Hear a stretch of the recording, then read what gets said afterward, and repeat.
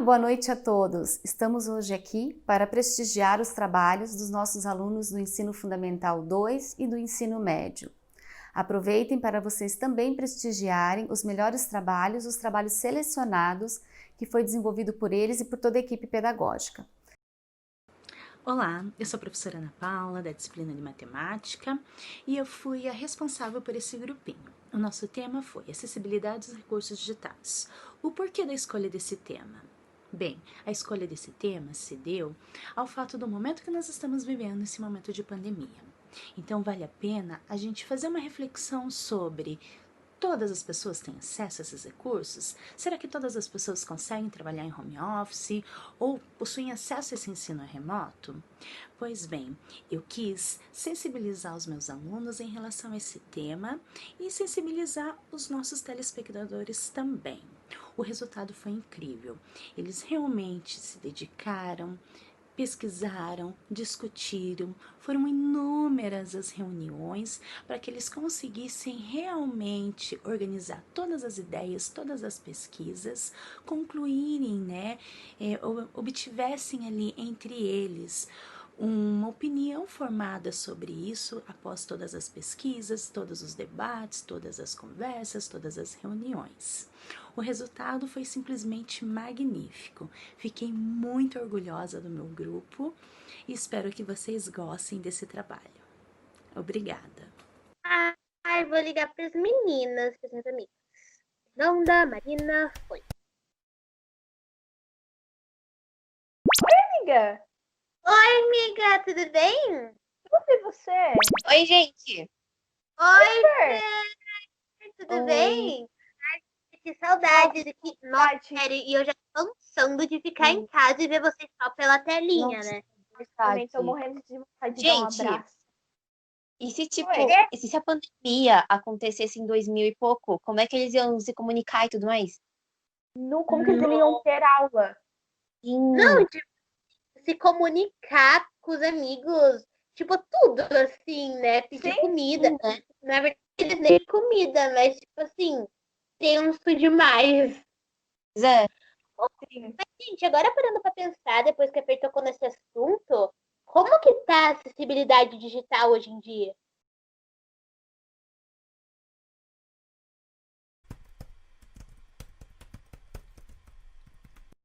O celular, tablet ou notebook que você está vendo esse vídeo requer acessibilidade aos recursos digitais. Mas o que é acessibilidade aos recursos digitais? É a disponibilidade de conteúdos e recursos de modo universal na internet. Universal porque o conteúdo deve poder ser acessado, percebido, compreendido e receber interação de qualquer usuário e sem barreiras. A internet hoje trabalha facilidade, localização, informação e educação. Mas todo mundo tem acesso a isso?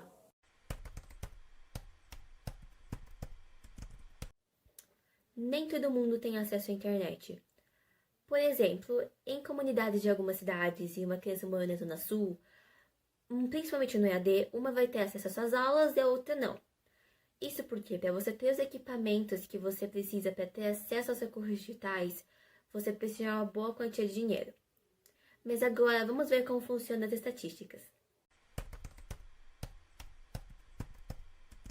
Utilizarem a web e seus recursos, as pessoas com deficiências ou outras limitações deparam-se com obstáculos que dificultam e muitas vezes impossibilitam o acesso aos conteúdos e páginas. No Brasil, segundo o Censo Demográfico do IBGE de 2010, aproximadamente 45 milhões de pessoas que apresentam pelo menos uma das deficiências investigadas. Esse número representa 23,9% da população brasileira, um percentual a ser considerado quando discutimos a importância de implementar acessibilidade nos sítios governamentais. A sua educação exige que você tenha acessibilidade digital? Principalmente nesse momento de pandemia, a educação exige acessibilidade aos recursos digitais, levando em consideração que se trata de uma prática integradora, que permite que pessoas com necessidades especiais usem a internet sem dificuldades. Definitivamente, a acessibilidade digital se tornou algo fundamental, não só para a qualidade de vida de um deficiente, mas sim para a sua saúde. Felizmente, na minha educação, eu uso e tenho acesso aos recursos digitais, mas nem todo mundo tem.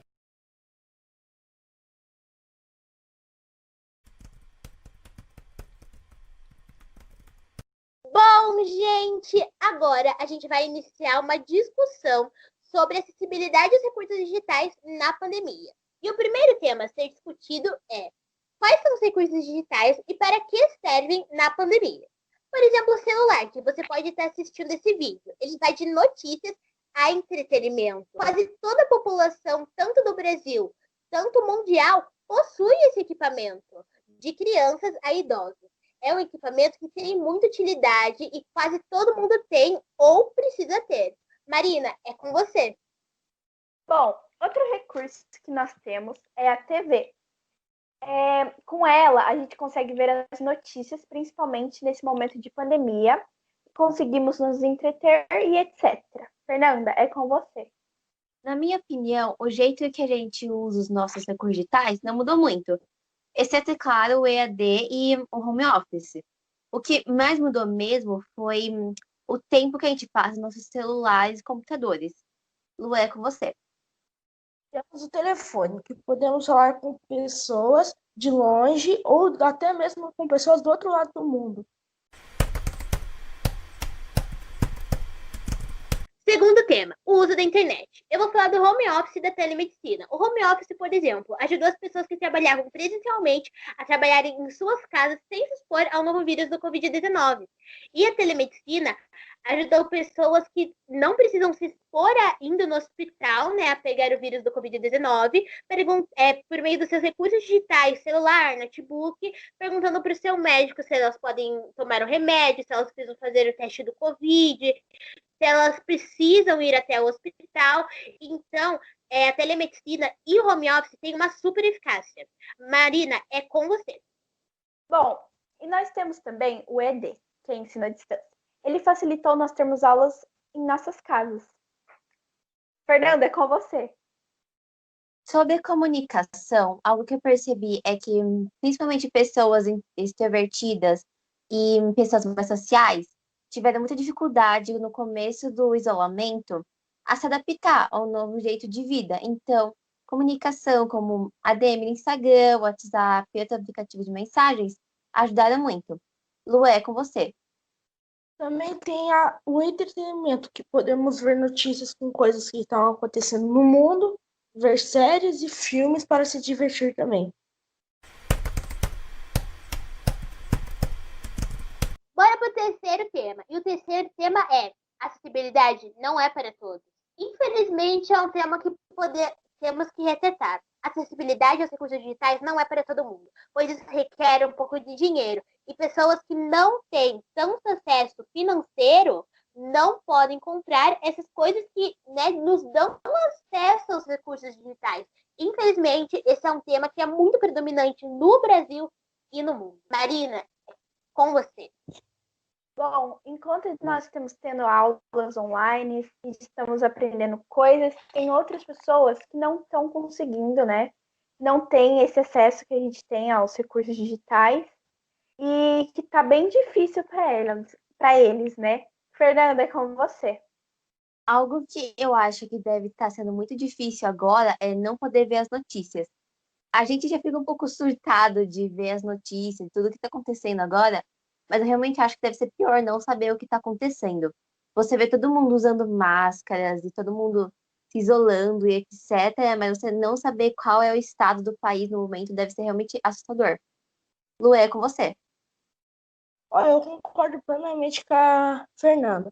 Vocês já pararam para pensar assim que tem muita gente que mora em comunidades ou em regiões mais simples, podemos dizer assim, que não tem acesso à internet, não tem um celular em casa, não tem uma TV. E, tipo, como que a pessoa vai saber o que está acontecendo no mundo, vai ver sua aula? Vamos para o quarto e último tema, gente, que é: Você tem acessibilidade a recursos digitais em sua casa? Eu tenho acessibilidade a recursos digitais em minha casa. Por exemplo, a minha mãe trabalha em home office. Meus avós e minha mãe se comunicam com familiares e colegas por meio dos recursos digitais. Estou tendo aula EAD e, por coincidência, essa semana ainda tenho uma consulta via telemedicina. Marina, você tem acessibilidade a recursos digitais em sua casa?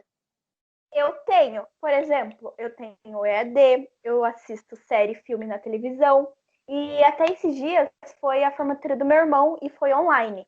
Foi bem legal. Fernanda, e você? Tem? Eu tenho. Os meus pais têm home office e eu e a minha irmã temos EAD. E como a maioria das pessoas, a gente também faz tudo online. Então, eu acho que a única coisa que realmente tem sido um pouco de um problema ultimamente é a internet, que às vezes cai. Mas, tirando isso, eu realmente não tenho o que reclamar. E, Lua, você tem acesso aos recursos digitais? Eu tenho acesso aos recursos digitais, tanto que eu vejo minhas aulas pelo celular ou pelo computador, jogo meu videogame, assisto séries e filmes. E bora ver como funciona isso na prática.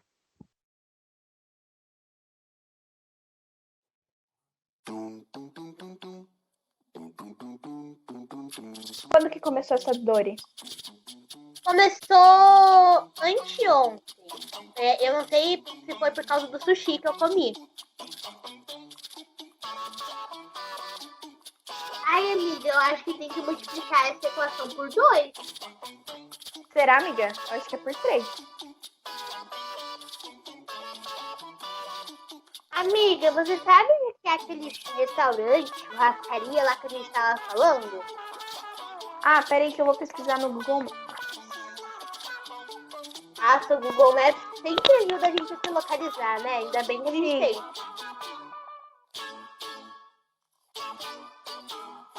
Amiga, eu tô fazendo umas compras online aqui. Sabe aquelas blusinhas que eu te mandei foto? Qual das duas você acha que eu compro? A 1 ou a 2? Acho que é aquela rosinha lá.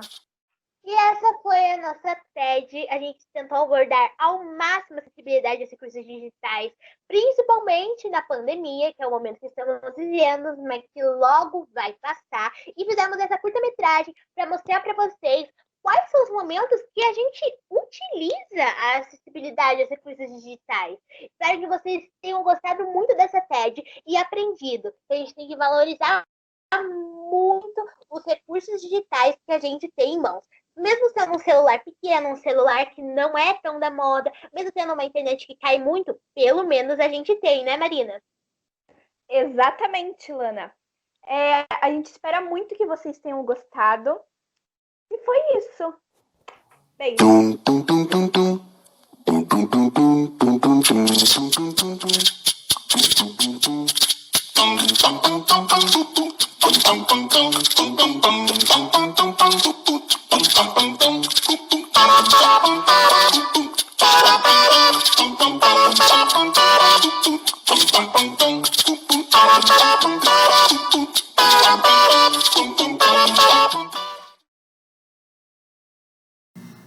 Olá, meu nome é Alexandre, sou professor de Educação Física do Fundamental 1, Fundamental 2 e Ensino Médio.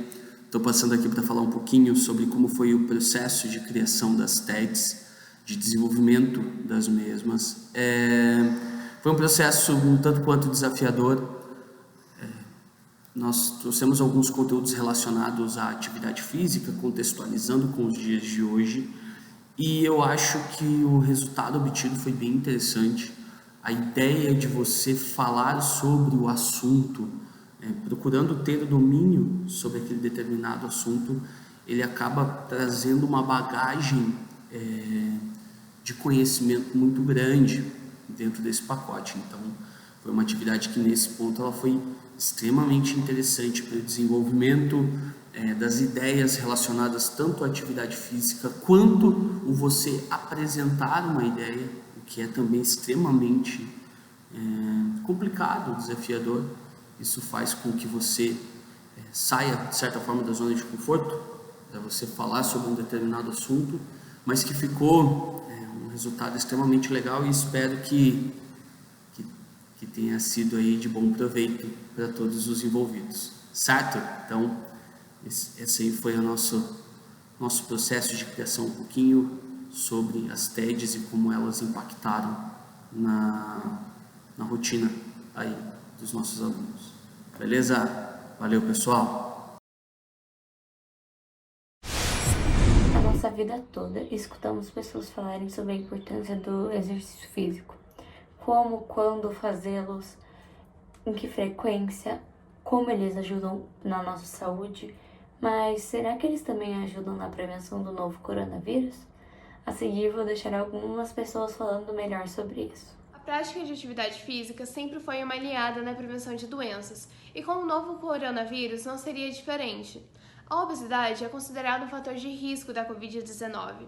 Além de predispor o corpo a comorbidades como a hipertensão e a diabetes, pode agravar o estado do infectado com o vírus. 2 novos estudos, um realizado nos Estados Unidos e outro na França, afirmam que a obesidade é a doença crônica que mais leva infectados com o coronavírus a serem hospitalizados. Nos grupos de risco, são preocupantes fatores como a dificuldade respiratória. Os obesos tendem a ficar cansados e ofegantes com determinados esforços, o que leva à diminuição da mobilidade articular e muscular. Quanto aos diabéticos, é fato evidente a tendência a ocasionar outras infecções, colocando eles em risco. Já os infectados com doenças cardiovasculares possuem dificuldades na circulação e uma limitação no trabalho cardíaco. O novo coronavírus traz preocupações ainda maiores por associar grande incidência e fatores de risco para quem tem doenças como obesidade, hipertensão arterial e diabetes. Acredita-se que essas doenças apresentam algumas substâncias inflamatórias que, quando presentes, podem facilitar a entrada do vírus na célula, além de serem porta de entrada para muitas complicações. Boa noite.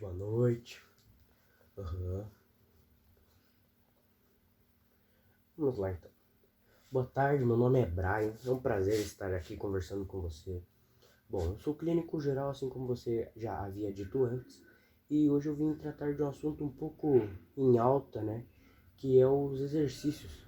Bom, hoje eu vim falar sobre os exercícios em relação à obesidade, em relação aos idosos, certo? E diante desta pandemia, deste risco de sair de casa e pegar o vírus, com facilidade os obesos e os idosos estão cada vez mais diante a isso. Então hoje eu vim falar, né, que os exercícios ajudam a prevenir e combater a obesidade. Os idosos, conforme eles, no tempo deles, ali fazer uma caminhadinha ali, sempre bom a fortalecer os ossos, certo? Para que este número venha diminuindo cada vez mais, né, para não ter complicações para este grupo de risco, certo? E os exercícios, eles são responsáveis por manter o sistema imunológico fortalecido, certo? Como eu havia dito antes, os velhinhos fazerem uma caminhada ali, né? Ele já ajuda, certo? E fazendo com que sejam produzidas respostas rápidas e eficazes a organismos invasores, certo? Boa. Bom, diante do crescimento de número de casos de óbitos aqui no Brasil por causa do Covid-19, muitos desses números são por causa da obesidade e por causa dos idosos, certo? Por quê? Porque eles têm um sistema imunológico mais fraco. Bom, se você mora com seu avô, com a sua avó, procure sempre usar máscara, nem que seja para ir ali no mercado. Se for sair de casa, só saia por necessidade. Se for ali no mercadinho, põe a máscara. Nem que seja para comprar um azeite, um ovo, uma margarina. Vai ali na padaria comprar um pão. Põe a máscara. Sempre higienizando as mãos em casa quando chegar. Procure sempre passar álcool em gel. E se distancie das pessoas que estiverem na rua. E, bom, voltando ao assunto, em relação à obesidade, as doenças cardiovasculares, hipertensões, diabetes, etc. Essas doenças também crescem a preocupação deste grupo de risco, né? A atividade física, juntamente com uma boa dieta alimentar, é um fator fundamental para o gerenciamento da obesidade e de outras comorbidades. Movimentar-se acima do nível habitual, mantendo o controle, pode auxiliar na queima de calorias, na diminuição de gordura corporal, na melhoria da circulação do corpo, além de melhorar no desempenho do coração, pulmão e do metabolismo. Manter uma alimentação saudável traz inúmeros benefícios tanto para o seu corpo quanto para a sua saúde, melhorando seu bem-estar. Outros benefícios fundamentais dos exercícios físicos são o fortalecimento da massa magra, o fortalecimento de massa metabolicamente ativa, o fortalecimento aos músculos e habilita o organismo a funcionar melhor. Recomenda-se, principalmente agora, a prática de exercícios físicos e uma boa alimentação para combater o vírus, o Covid, e prevenir doenças como diabetes, hipertensão, obesidade e cardiopatia.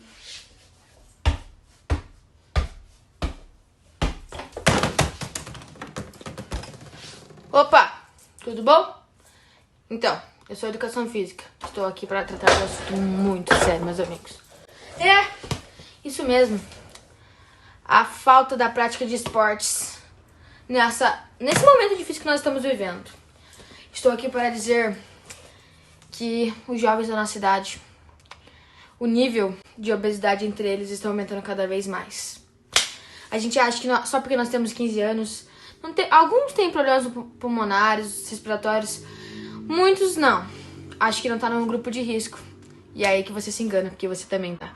Não pense que é só um senhor de 65 anos, um fumante, ou sei lá, uma pessoa que tem bronquite, asma, qualquer coisa. Você, adolescente obeso, também tá no grupo de risco. Direta de o seu corpo tá pronto pra conter o vírus. Como eu posso explicar isso pra vocês? Você vai lutar de uma maneira melhor quando o vírus estiver no seu corpo, sabe? Você vai conseguir combater ele de uma forma muito mais nossa, saquei o vírus, peguei Covid, tudo bem, entendeu? Agora, se você é uma pessoa, um adolescente obeso, é muito mais difícil, porque você tem risco de ter diabetes, e diabetes normalmente não é muito bom pegar o Covid, né? E é isso, não deixe de praticar esportes.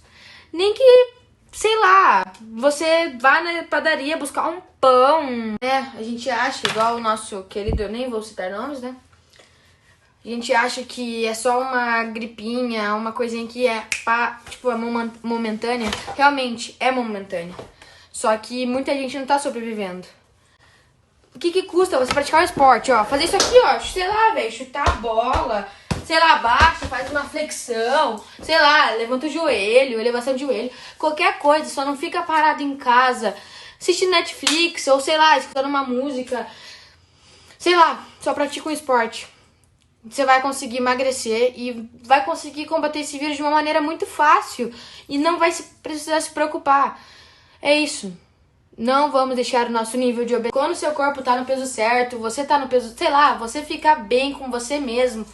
E é muito bom. O seu metabolismo fica mais acelerado, você consegue perder peso mais rápido, estando no seu peso certo. Agora, se você tá começando a ficar obeso, não pratica esporte, não pratica nenhuma atividade física, o que acontece? O metabolismo vai ficando, não vai mais acelerando, você não vai conseguir mais ter o mesmo pique, não vai conseguir manter a mesma forma que você tinha, sem praticar esportes ou, sei lá, sem conseguir baixar o seu peso. Isso é muito ruim, porque quando você pega o Covid e tá com o metabolismo baixo, é ruim pra você mesmo, porque você tá no grupo de risco. Não pense que você não tá correndo risco também, meu adolescente. Não pense, meu jovem, não pense, igual o professor Calorno disse. Não pense, se cuide, faz uma atividade física, aproveita qualquer coisa, faz qualquer coisa, só não fica parado, entendeu? Vamos parar com essa banda. Não é mais só os idosos que estão, sei lá, com muito risco de pegar Covid, adolescentes obesos ou com qualquer problema também. Então vamos praticar uma atividade física, é muito bom pra nós mesmos. Eu tenho certeza que a educação física é aquela matéria que você, nossa, poxa, queria ter umas 3 vezes na semana. É muito bom praticar um esporte, sei lá, nem que seja levantar um peso, sei lá, socar, chutar, qualquer coisa. Só não fica parado em casa mexendo no celular, comendo, pois isso não é bom pra você. Você pode cair em depressão, pode fazer qualquer coisa, pratica qualquer esporte. Não precisa sair de casa, não precisa ir pra uma academia. Você mesmo pode fazer a sua academia em casa, praticar qualquer coisa em casa, sei lá, chutar uma bola, jogar um vôlei, sei lá, mano, qualquer coisa. Só faz, não fica parado em casa. Apesar de importante, é necessário cuidado e moderação com exercícios intensos, pois eles podem ser um risco principalmente neste momento. Quando você faz exercícios muito intensos, mesmo tendo um bom preparo físico, antes de levar benefício para a imunidade, há uma queda da capacidade imune, por isso a necessidade de um acompanhamento profissional. Olá pessoal, tudo bem? Hoje eu venho falar dos projetos das TEDs que nós desenvolvemos há um tempo atrás. Acredito que esses projetos tenham trazido muitos ganhos entre os professores e os alunos. Particularmente com as duas equipes que eu pude coordenar, nós podemos trazer tanto conhecimento científico quanto conhecimento pessoal, experiências pessoais, onde os alunos puderam relatar e trazer os seus sentimentos, as suas experiências em relação aos temas. Eu acho que isso foi um ganho muito grande para todos nós. Com as duas equipes que eu coordenei, nós pudemos fazer reuniões extra-horário, onde rendeu muitas conversas, muita aproximação entre professor e aluno, a qual nós podemos ver que nossos sentimentos e nossos anseios são os mesmos, Tanto com vocês, alunos, quanto como nós, professores. Trouxe uma aproximação, um estreitamento de laços e principalmente o reforço de valores que nós temos, Como a empatia, de se colocar no lugar do próximo, principalmente nos temas que nós abordamos, e também o conhecimento, a cidadania e a alegria de poder trazer essa informação para os demais. Quem sabe até ajudar vidas que estivessem vendo os nossos vídeos, certo? Foram temas muito enriquecedores, A qual a gente pôde abordar tanto sobre a ansiedade, que é um tema extremamente atual na pandemia, quanto também sobre os plásticos na pandemia, que sabemos que sem eles nós não teríamos tanta proteção como hoje. Pelo momento que estamos vivendo, acho que esse projeto trouxe uma aproximação necessária entre professores e alunos, e é onde os alunos puderam ser os protagonistas do desenvolvimento desse projeto. Acho que isso foi um dos ganhos mais importantes. Acredito que projetos assim enriquecem o conhecimento e enriquece o lado pessoal de todos os envolvidos. E eu fico muito feliz e muito grata por ter participado desses projetos onde nós fizemos esses vídeos bacanas com tanto conhecimento. Agradeço muito por ter podido participar e esperamos os próximos projetos. Até mais, um beijo a todos. Tchau!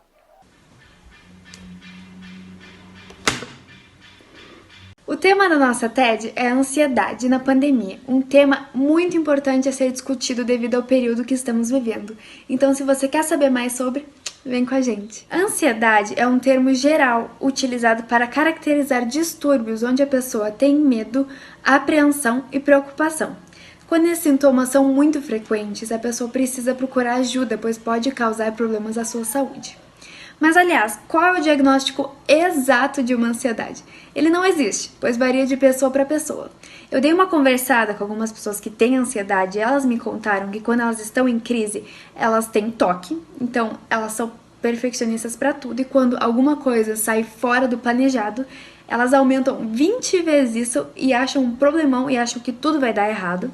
Elas atacam a geladeira, elas têm insônia, o batimento cardíaco fica acelerado, elas não conseguem parar de falar, elas têm tensões musculares e têm medo das coisas. Então, se estão sozinhas em casa e ouvem um barulho, elas já acham que é invasor ou algo do gênero. Em uma pesquisa feita pela revista Epidemiologia e Serviços da Saúde sobre saúde mental na quarentena na população adulta, de 45 mil brasileiros respondentes, verificou-se que aproximadamente 53% dos entrevistados se sentiam frequentemente ansiosos ou nervosos.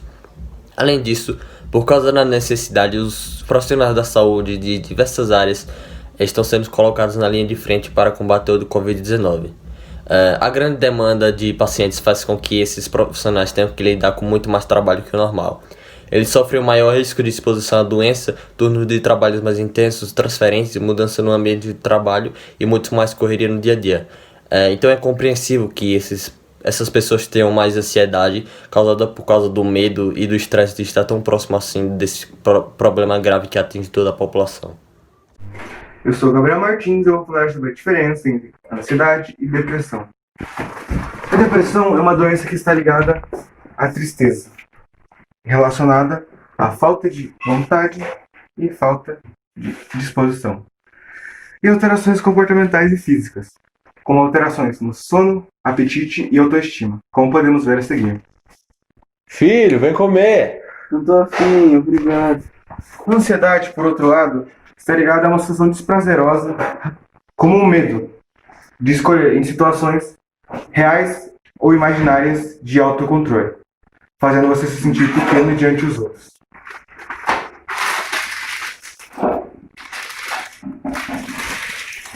A ansiedade, assim, vemos vários relatos de pessoas fazendo coisas repetidas vezes para fugir dos seus problemas. Como vemos agora, uma pessoa comendo. Isso as pessoas fazem para fugir do seu próprio mundo, esquecer os seus problemas.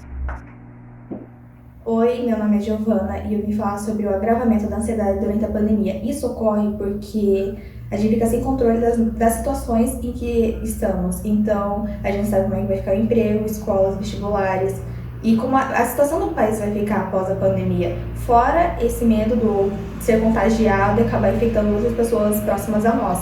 Então, às vezes, a gente não consegue buscar ajuda profissional e às vezes a gente não sente os próprios sintomas. Então, esse é o maior problema que tem. E essa situação de a gente ficar se cobrando demais durante a pandemia acaba agravando as nossas situações. E é isso. Sabemos que não existe uma cura para a ansiedade, mas podemos dar um jeito de amenizá-la através de tratamentos, sejam eles os medicamentos convencionais e também algumas alternativas naturais que podem te ajudar a controlar. Após um dia cansativo, procure uma música relaxante, desligue as luzes do seu quarto e deite-se confortavelmente. Não pense no trabalho ou nos seus problemas, apenas se concentre na respiração e na música. Já foi comprovado que a atividade física libera o hormônio da felicidade, e isso, além de promover o seu bem-estar, vai te ajudar a controlar a sua ansiedade. Os nossos pensamentos exercem grande influência em nossos sentimentos e ações. Pense em coisas prazerosas, revise lembranças felizes ou liste suas qualidades. Essa técnica de respiração consiste em inspirar por 2 segundos, prender por 6 e expirar por 4 segundos. Você se concentrar na contagem dos números vai te ajudar bastante a controlar sua ansiedade. Ao utilizar essas dicas no teu dia a dia, é possível minimizá-la e também cuidar da tua saúde mental como um todo. Porém, se os sintomas da ansiedade persistirem ou desencadearem outros mais intensos, recomenda-se procurar um psicólogo para estar certo de um diagnóstico.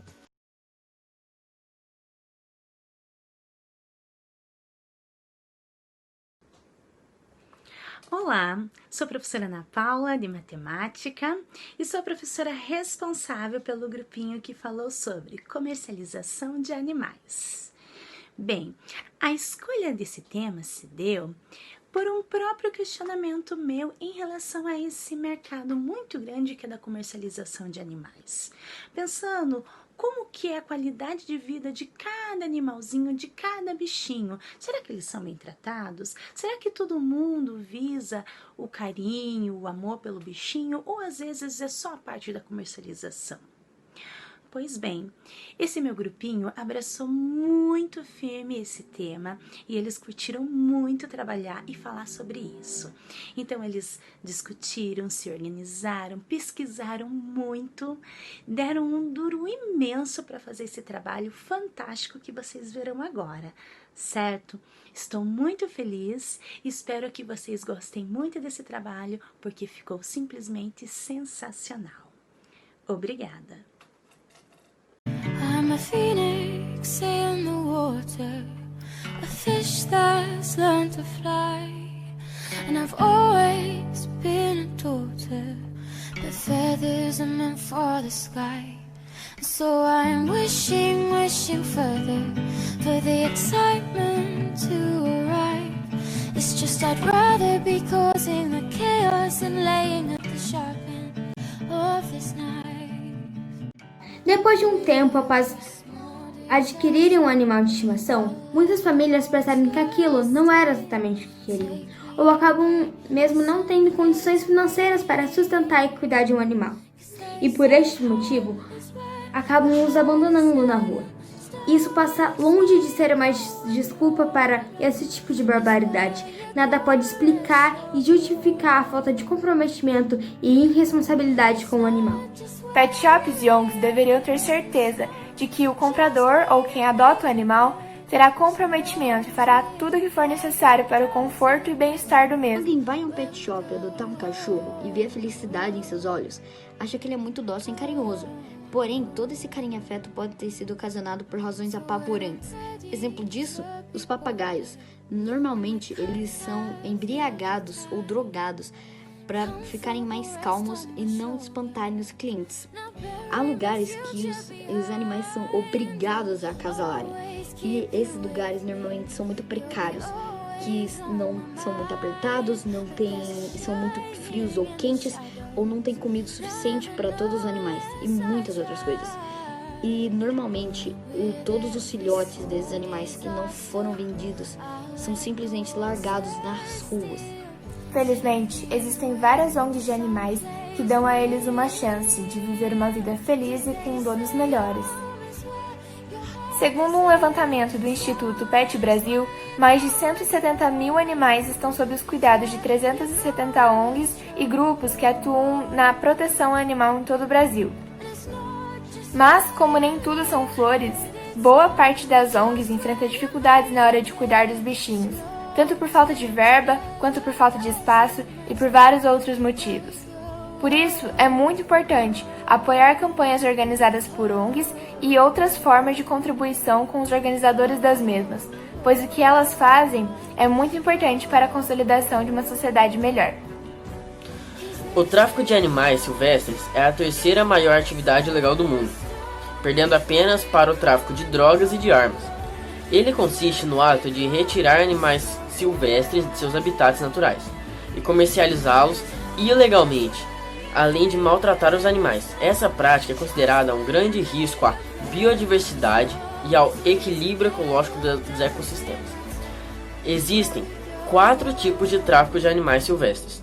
São eles: para colecionadores particulares, para fins científicos, para vendas em pet shops e para a produção de subprodutos.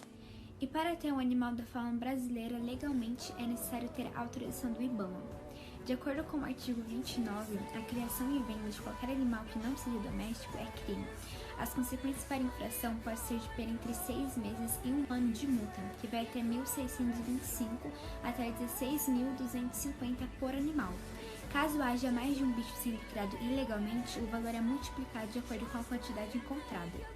Além disso, é importante se manter legalizado, pois a venda e criação ilegal dos animais exóticos e silvestres pode causar um desequilíbrio da natureza.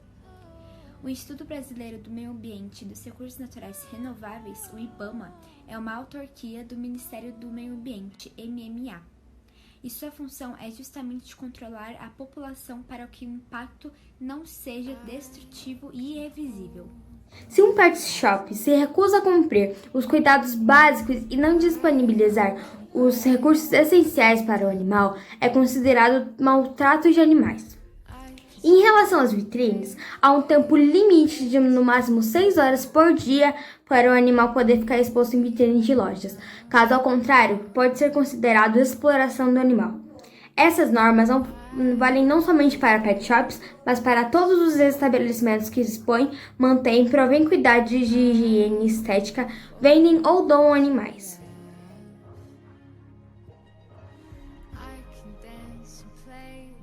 Que o tráfico de animais aconteça, basta não comprar bijuterias ou objetos feitos de animais ou de recursos que os animais precisam. E também, sempre que você querer ter um animal, um bichinho de estimação, sempre adote. Nunca compre, porque vai influenciar a compra de animais de raça, que já tem comida, já tem lar. No caso, onde eles moram, né, para ficar até alguém vir comprar. Sempre adote alguém de rua, um animal de rua, porque é sempre a melhor opção. E também procure se informar sobre o IBAMA e sobre os casos que tiveram de compra de animais. E também, se você vê algum caso, ligue 0800 6 180 80.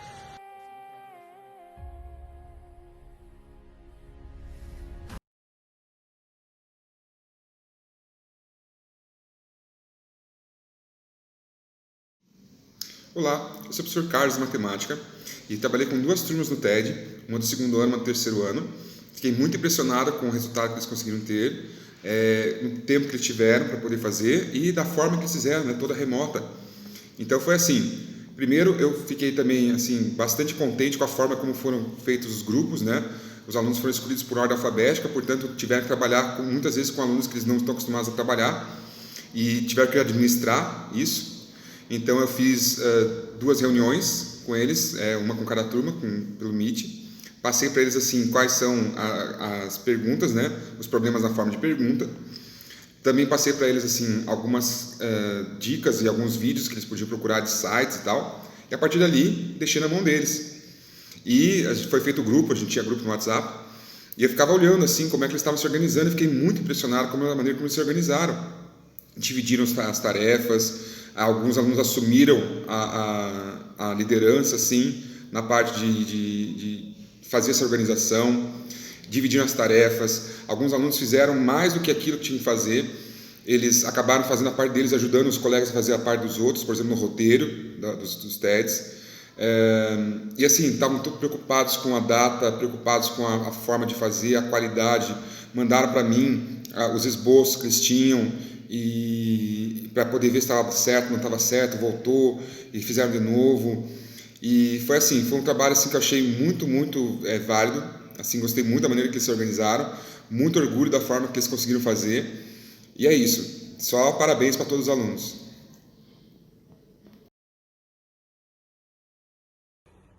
Casas, prédios, linhas de trens e pontes, tudo isso foi projetado e criado pelo engenheiro.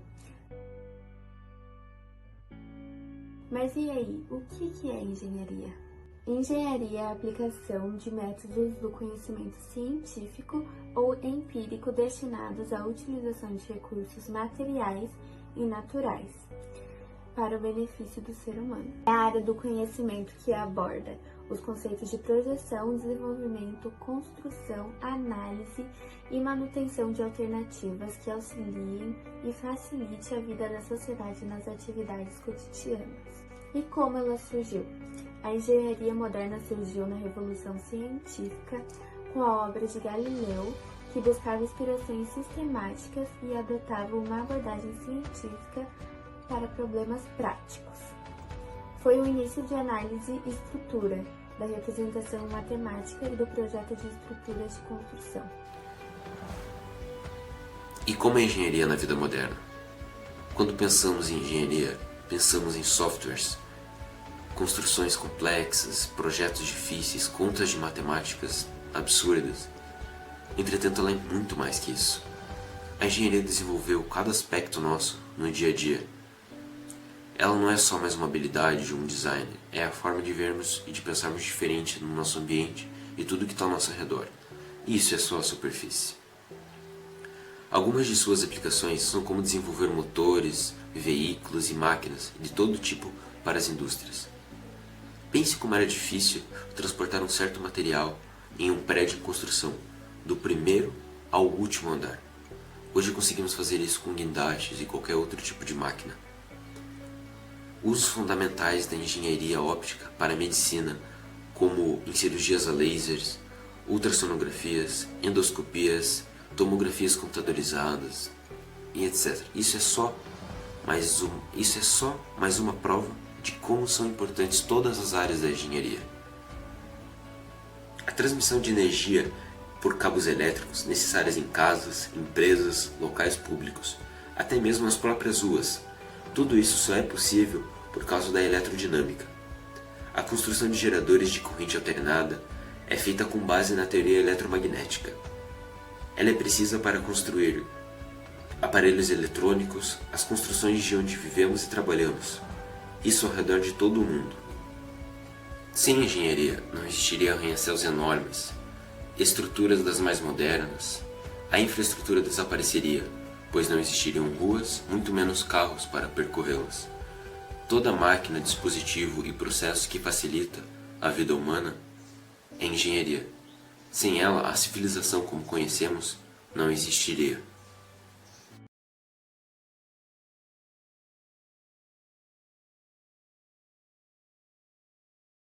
Olá, meu nome é Wanderson Fabrício e eu sou professor de Física do ensino médio. Gostaria de compartilhar com vocês um trabalho muito interessante que nós realizamos esse ano. Foram as conferências e palestras TED. Diante de tal desafio, montamos as equipes. Professores escolheram os temas, conversamos com a equipe pedagógica, escolhemos os grupos. No meu caso, montamos 2 equipes com 6 alunos do 3º ano do ensino médio. Escolhido isso, chegou a parte da execução. Entender a estrutura, quanto tempo levaríamos, como editar. Será que usaríamos aquele tema inicial? No meu caso, os alunos mesmo foram escolhendo. A gente tinha o tópico inicial, mas cada aluno deu uma ideia, a interação, gente, foi sensacional. Foram criados grupos, cada um ficou responsável por cuidar de cada parte. Por exemplo, a edição, a pesquisa, a digitação e assim por diante. Fiquei muito feliz com esse trabalho. Não só os trabalhos dos meus alunos e dos meus grupos, e sim de todos os professores do colégio. E, sinceramente, gente, o colégio está de parabéns. Eu espero de coração que vocês gostem das nossas TEDs. Muito obrigado.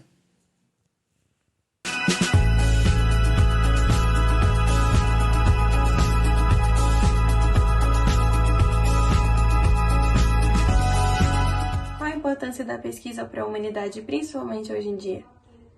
Provavelmente não é o tipo de coisa que você pensa muito ou fica remoendo na sua mente antes de dormir, enquanto você relembra os micos que você já pagou 2 anos atrás. Mas eu vou te dizer que é muito importante. A pesquisa é provavelmente uma das coisas mais revolucionárias que já aconteceram na humanidade. E se não fosse pela pesquisa e a curiosidade humana, provavelmente nós não teríamos absolutamente nada do que existe hoje. Para você entender por que essa tal de pesquisa é tão importante assim, eu vou ter que te dar uma aulinha de história. Não existem relatos de qual foi a primeira pesquisa ou como que ela realmente de fato começou. Até porque, de uma certa forma, a pesquisa ela é basicamente uma necessidade humana. Você precisar retornar alguma outra coisa ou consultar algum outro fato que foi documentado para poder entender uma situação do presente. Se você pensar um pouco mais sobre isso, você talvez chegue à conclusão de que as pesquisas podem ter tido início lá no tempo das cavernas com as pinturas rupestres. Sim, elas de novo. Acredita-se que as pinturas rupestres poderiam ser utilizadas pelas gerações que passavam para poder retornar a elas em tempos de dúvida, para poder entender melhor uma situação ou, sei lá, como caçar um mamute, alguma coisa assim. Avançando um pouquinho mais na história, a gente vai perceber que as pesquisas começam a utilizar como fonte de consulta livros e enciclopédias em bibliotecas. E falando em biblioteca, que tal falar da biblioteca mais famosa do mundo, ou pelo menos uma das, a Biblioteca de Alexandria? Essa biblioteca abrigou nada mais nada menos do que várias das maiores obras conhecidas até hoje. Obras feitas por grandes nomes que são muito conhecidos em campos da ciência, como Euclides, Arquimedes, Ptolomeu, até aí passa. Essas obras não eram apenas só sobre matérias que conhecemos hoje em dia, como matemática e ciências e física e afins. Essas obras também falavam muito sobre a cultura de Alexandria. Então, as pesquisas que eram feitas na época com a ajuda da Biblioteca de Alexandria não eram só sobre ciências, eram também sobre cultura.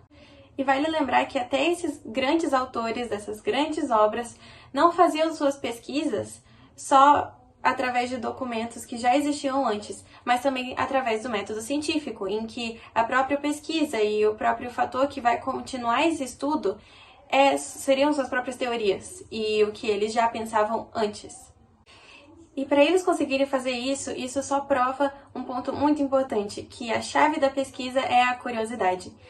Nenhum desses autores conseguiriam ter feito esses estudos brilhantes que até hoje nós vemos em escolas, se eles não tivessem a curiosidade de ir atrás e entender o porquê das coisas. Ótimo! Agora que a gente já teve a nossa linha de história, a gente pode começar a pensar um pouco mais na Idade Contemporânea.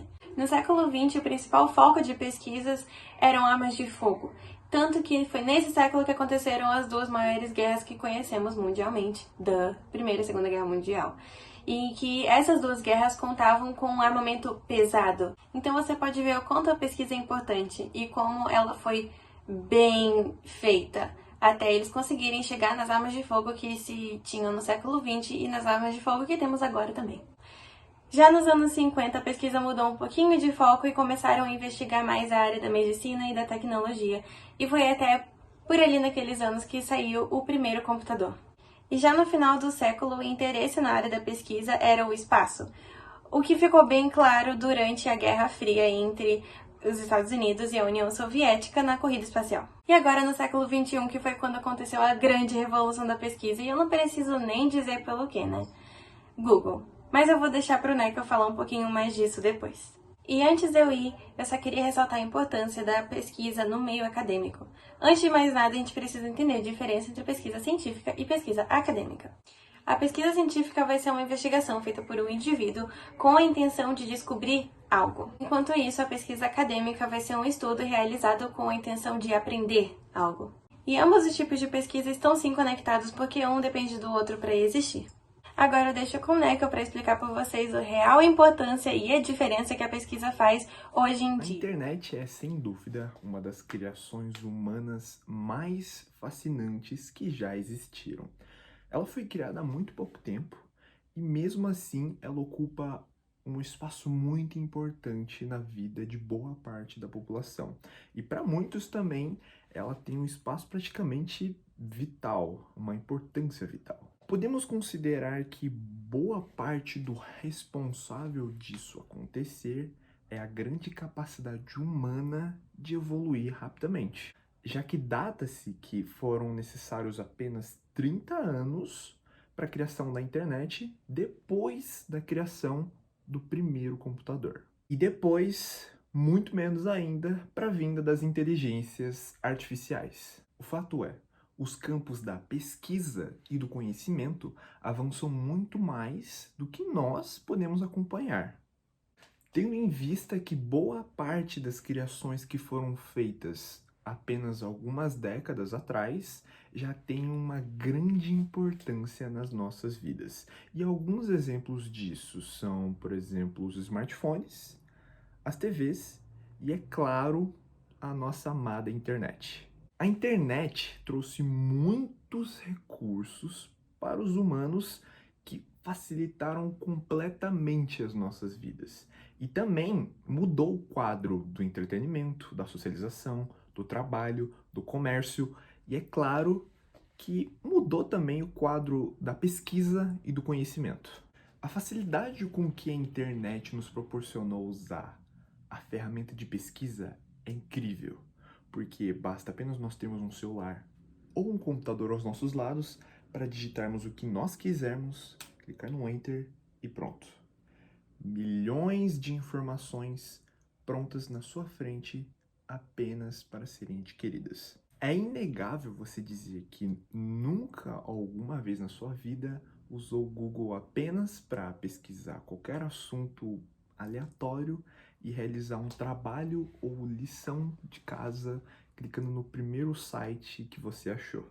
Esse é um fato muito comum nas nossas vidas.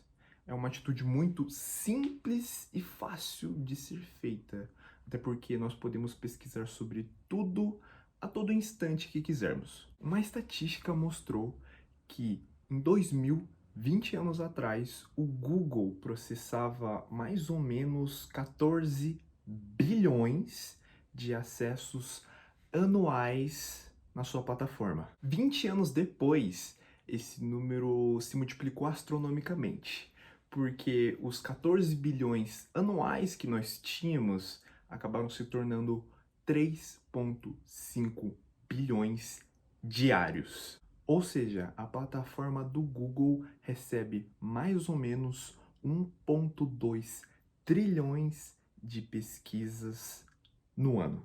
Não é à toa que, levando essa informação, podemos utilizar o fato de que o Google é a maior ferramenta de pesquisa digital. E cerca de 87% de todas as pesquisas feitas digitalmente acontecem dentro do Google. Com tudo isso, nós podemos afirmar que a internet tem um papel muito importante no que se diz a disseminação do conhecimento, assim como em também tornar a educação mais acessível. Antigamente, esse acesso à informação não era tão público e de tão fácil acesso quanto é hoje. Por exemplo, hoje em dia, você mesmo pode entrar em qualquer canal do YouTube que seja completamente dedicado a videoaulas, encontrar o seu determinado assunto e ter uma aula sem a presença física de um professor para ter a aula que você quiser, a hora que você quiser, do jeito que você quiser. Cursos preparatórios e de profissionalização, coisas que antigamente demandavam muito dinheiro, mas hoje em dia é completamente comum, se nós contarmos pelo ramo digital, é claro. Além das ferramentas que eu já citei aqui, nós temos, por exemplo, a presença dos podcasts, que são apenas áudios de conversas que também geram muito conteúdo para quem está ouvindo. Sem falar do próprio Google, que já foi citado tantas vezes aqui, que disponibiliza tantos jornais, sites, fóruns e coisas demais que podem nos fornecer zilhões de informações e conteúdos todos os dias renovados na plataforma. Contando todos esses argumentos, é inegável dizer que a internet não tem um papel importante na disseminação do conhecimento nos dias atuais e na globalização mundial. Mas é claro que pelo fato de que qualquer pessoa pode ter um livre acesso e se basear desde as questões de que qualquer um também pode desde consumir um conteúdo até colocar outro ali dentro, há uma grave consequência nisso.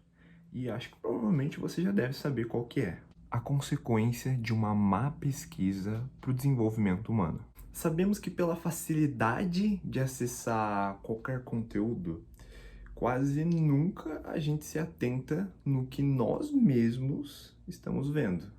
Às vezes é por preguiça ou por pressa.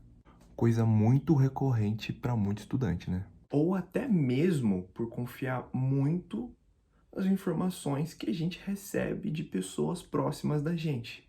Nem sempre a gente pode confiar em algo que a gente recebe à primeira mão.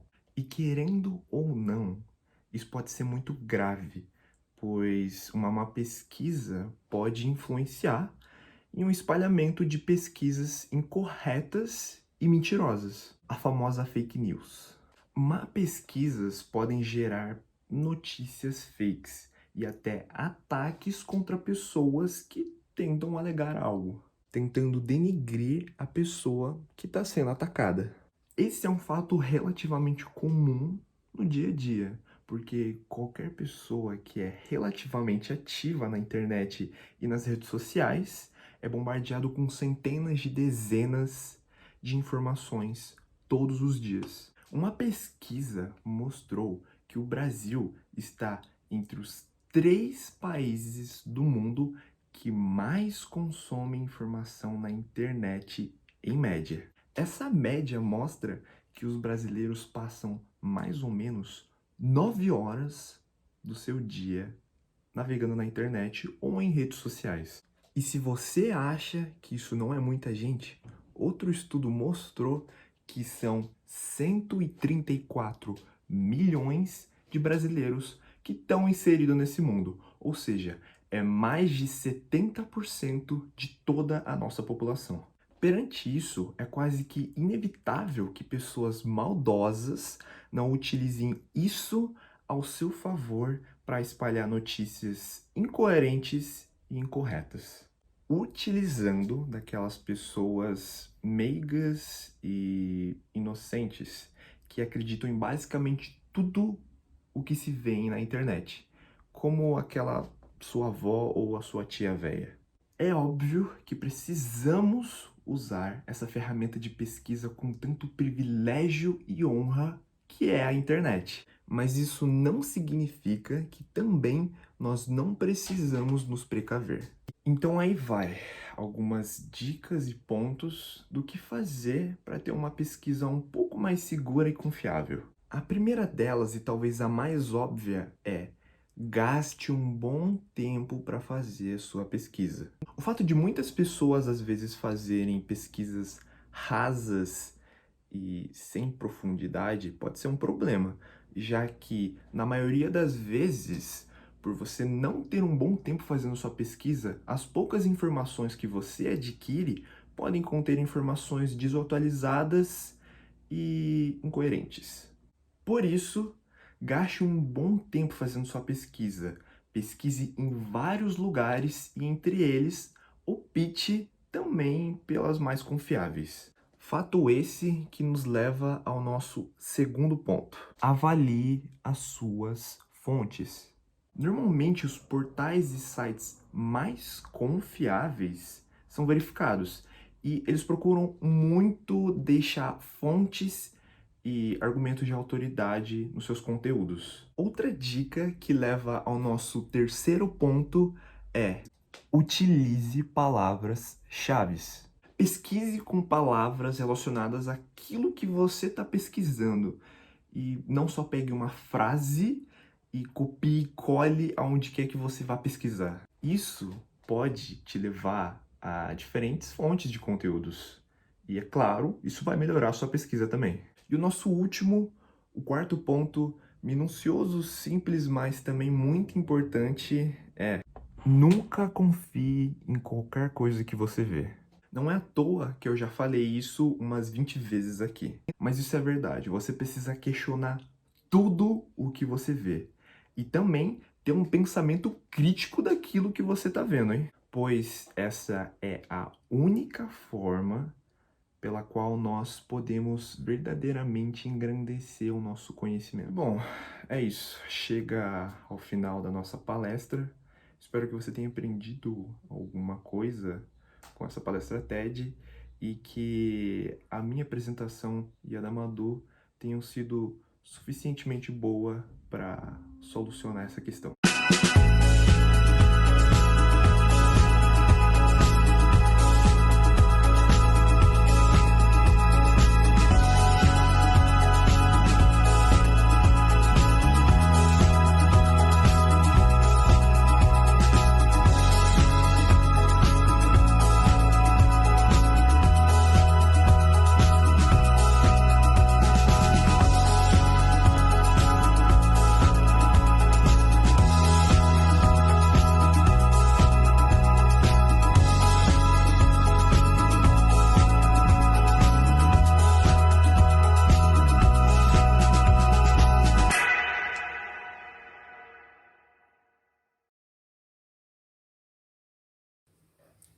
Oi pessoal, tudo bem? Eu sou a professora Lucilene, a professora de português, do 8º B, nono ano ensino médio.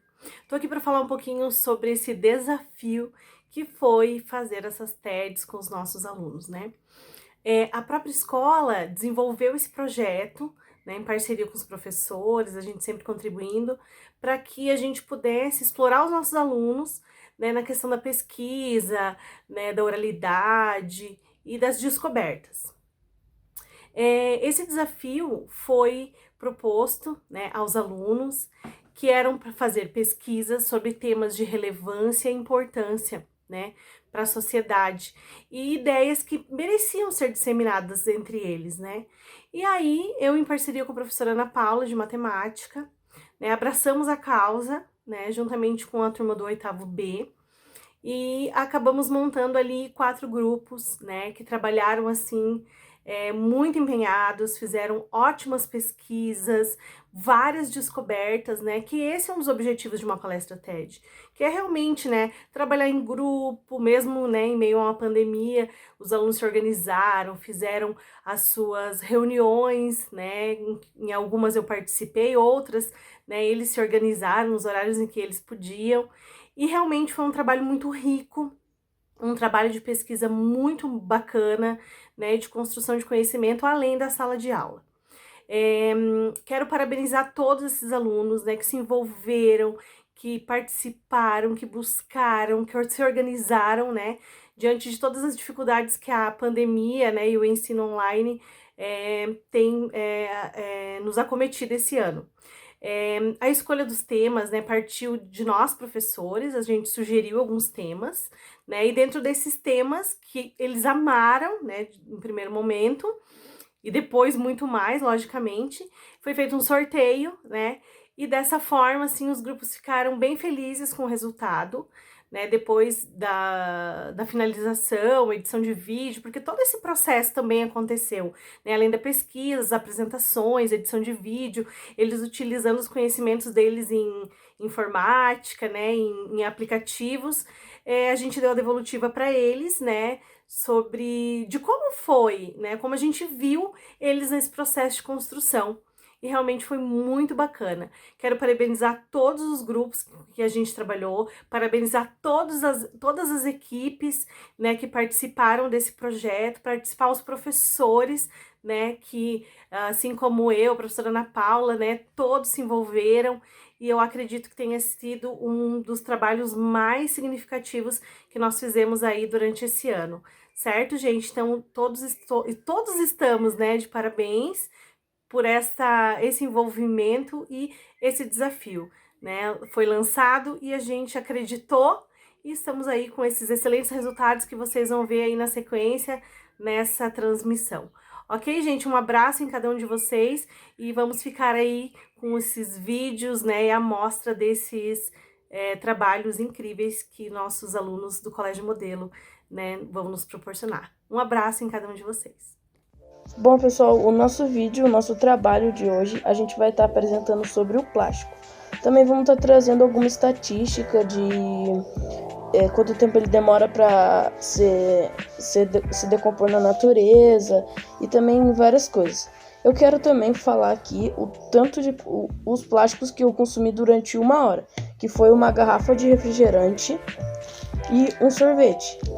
E também eu queria falar que imagine só o tanto de plástico que as pessoas 2 milhões de pessoas, que é uma cidade grande, não consomem. Então, eu queria estar aqui começando e fazendo uma pergunta para vocês. Quanto será que o Brasil consome de plástico em 1 ano? O Brasil produz 11.355.220.000 toneladas de plástico por ano. Estima-se que uma pessoa consuma em média 1 kg de plástico por semana. Na lista de países que mais consumem plásticos do mundo, o Brasil está em 4º lugar. Aí eu te pergunto, existe alguém que consiga transformar tudo de lixo em arte? Claro que sim. Um exemplo desses artistas é o Eduardo Suru. Ele é o responsável pela exposição realizada em São Paulo, na Avenida Paulista, na qual ele recriou obras famosas, como a Mona Lisa, o Grito e a Noite Estrelada, utilizando material inusitado. Sacolas plásticas, realmente. Não é algo que a gente vê todo dia. Ele conseguiu transformar esse material, que apenas seria jogado fora, em locais errados, como rios, dependendo mares, em qualquer lugar a gente poderia achar, simplesmente, por causa que ele não é reciclado muitas vezes. No Brasil, 1,2% de todo o plástico produzido é reciclado, uma porcentagem necessariamente muito baixa. Nossa, quanta gente deve ter histórias envolvidas aos plásticos. Lá em História, um dia eu estava andando pela praia com os meus pais e com as minhas primas e a gente acabou encontrando muito plástico jogado na areia. Encontramos garrafas PET, sacolas plásticas e embalagens de biscoito. Logo meu pai recolheu e deixou tudo em cima da calçada. Aí um morador que estava passando por lá viu e recolheu tudo. Foi muito bonito ver muitas pessoas ajudando, mas muito triste pela quantidade de plástico. Bom, essa história da Bruna, infelizmente, é uma história real e muito triste, e eu tenho quase certeza que muitas pessoas já viveram alguma história parecida. Então eu vim finalizar aqui o vídeo trazendo algumas informações, principalmente sobre a produção de sacolinhas plásticas. Por causa da falta de planejamento e do aumento da cultura descartável, hoje enfrentamos um grande problema ambiental, que é o acúmulo dos produtos plásticos na natureza. E além de trazer um grande impacto tanto no meio ambiente, eles podem trazer impacto na nossa saúde por conta dos componentes tóxicos. A produção de sacolas plásticas ela é muito barata, elas são leves e não ocupam muito espaço. Por isso elas estão em todos os lugares, nas árvores, nas ruas, no chão, em praticamente todas as casas. E, infelizmente, elas aumentaram muito mais a partir do momento em que os mercados e os estabelecimentos começaram a distribuir ela gratuitamente para as pessoas poderem levar as suas mercadorias. Foi na década de 1970 que os plásticos, as sacolas, foram introduzidos no nosso cotidiano para transportar pequenas quantidades de mercadorias. Os produtos sintéticos foram desenvolvidos para substituir os produtos de origem natural que causavam muito impacto no meio ambiente. Porém, esses produtos sintéticos estão causando muito mais impacto do que o esperado, porque eles acabam voltando para a natureza de uma forma errada. E agora, algumas formas que você pode diminuir o seu uso de plástico no seu cotidiano. Quando você for fazer compras ou alguma coisa do tipo, você pode preferir embalagens ou você pode optar por embalagens de vidro, papel ou papelão, que eles vão causar muito menos impacto na natureza. Também o seu canudinho plástico que você pega toda vez que você vai na lanchonete, você pode substituir ele por um de metal, que você pode lavar e reutilizar ele mais vezes. E também, sabe aquela lâmina de barbear de plástico que geralmente você usa e você joga ela? Os homens eles podem comprar também um barbeador elétrico, um barbeador que você vai usar mais vezes, um barbeador de metal, e isso vai gerar bem menos impacto. E por último, temos as escovas de dente, que são milhares delas na natureza, as escovas de dente de plástico, e nos supermercados e nas farmácias nós temos a opção de comprar elas, só que de bambu. E isso vai causar muito menos impacto e vai ajudar muito mais a natureza. Bom, chegamos ao fim da nossa apresentação e eu espero que vocês tenham gostado. Eu vim deixar uma mensagem final para vocês, que se cada pessoa deixar de ter preguiça, cada pessoa fizer a sua parte, por mínima que seja, no futuro, para os nossos futuros filhos e netos, nós vamos ter um mundo muito melhor de se viver, um mundo muito mais saudável e com menos poluição. Então, espero que vocês tenham gostado e até a próxima.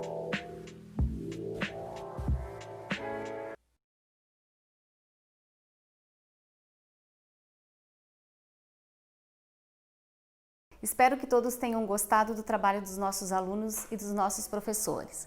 Quero agradecer a participação de todos. Muito obrigada!